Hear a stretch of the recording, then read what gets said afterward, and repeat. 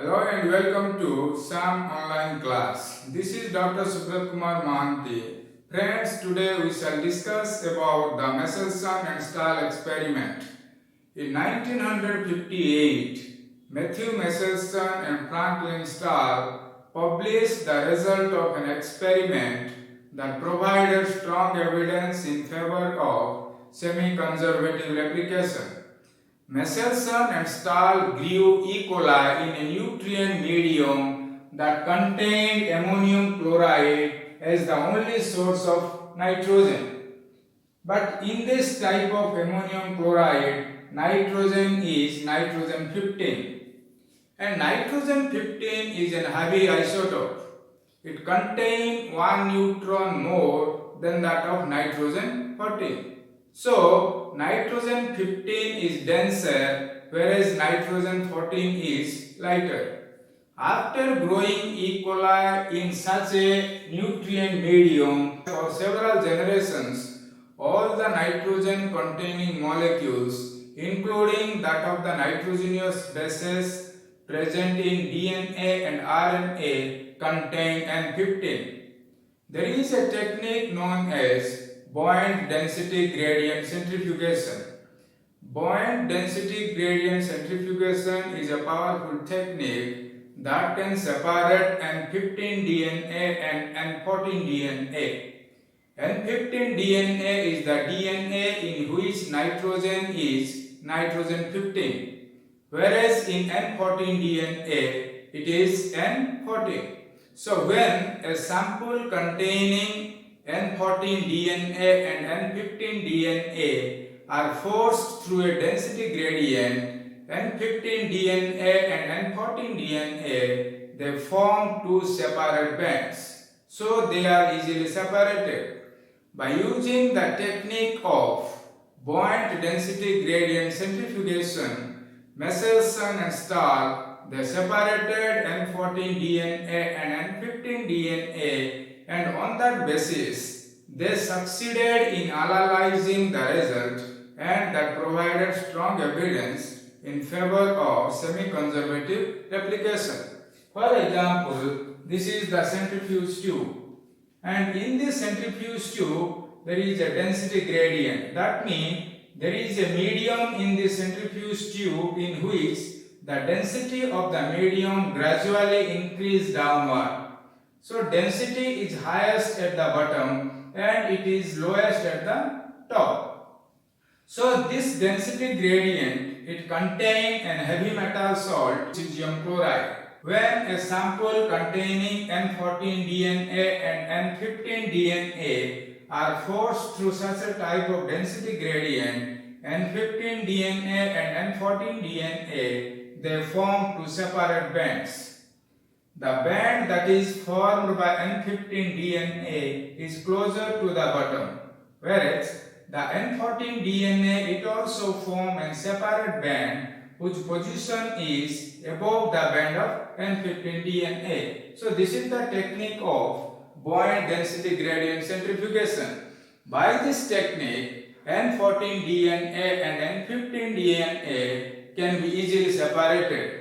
After growing E. coli in a type of nutrient medium that contains such type of ammonium chloride as the source of nitrogen for several generations, all the nitrogen containing molecules, including the nitrogenous bases present in DNA and RNA, contain nitrogen 15. After that, Meselson and Stahl transferred some of the uniformly labeled cells to another nutrient medium.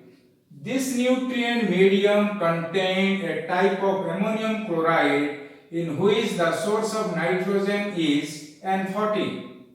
So Meselson and Stahl grew N15 labeled cells in a such type of nutrient medium for several generations. And after each generation, Meselson and Stahl took some of the E. coli cells from this nutrient medium and they isolated the DNA, and the DNA was subjected to buoyant density gradient centrifugation. So when N15 labeled cells were transferred to this nutrient medium to that nutrient medium, time was taken as 0.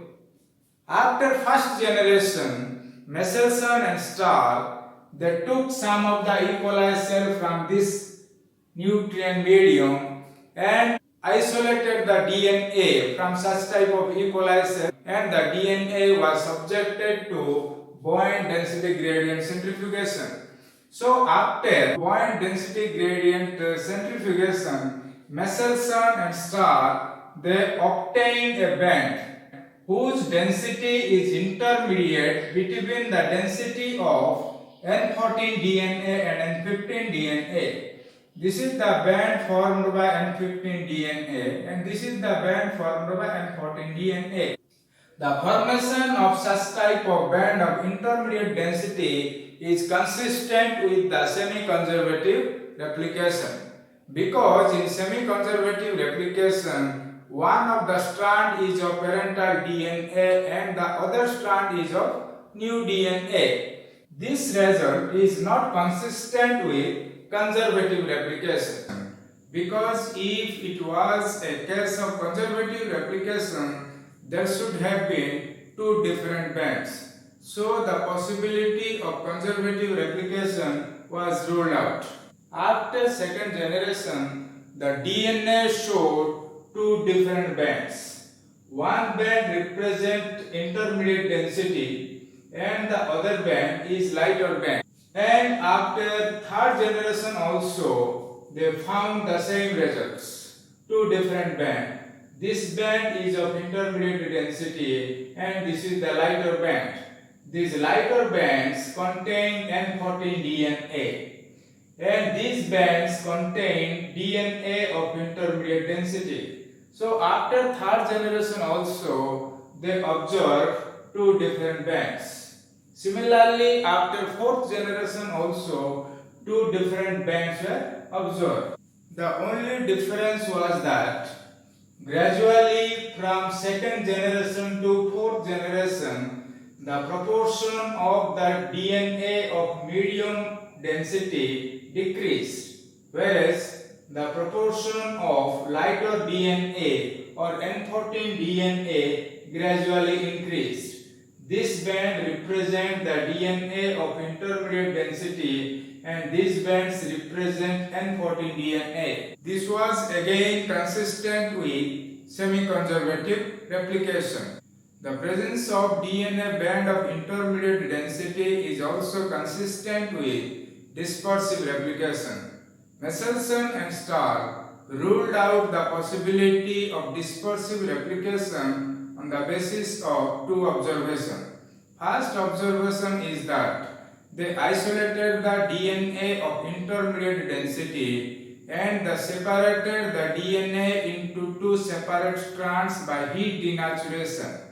When they determined the density of the two single strands, they found that the density of the single strand represents the profile of N14 or N15. Based on this observation, the possibility of dispersive replication was ruled out. This result is also consistent with semi-conservative replication. Furthermore, if it was a case of dispersive replication, there should have been a single band after each generation. And in each band gradually, from generation to generation, the ratio of N15 to N14 should decrease. And gradually, the hybrid bands should have become lighter and finally it approached the zone of N14 DNA.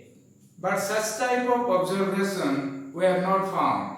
So based on all these observations, Meselson and Stahl, they proved that it is the semi-conservative replication that occur in most of the living organisms. Friends, this is about Meselson and Stahl experiment.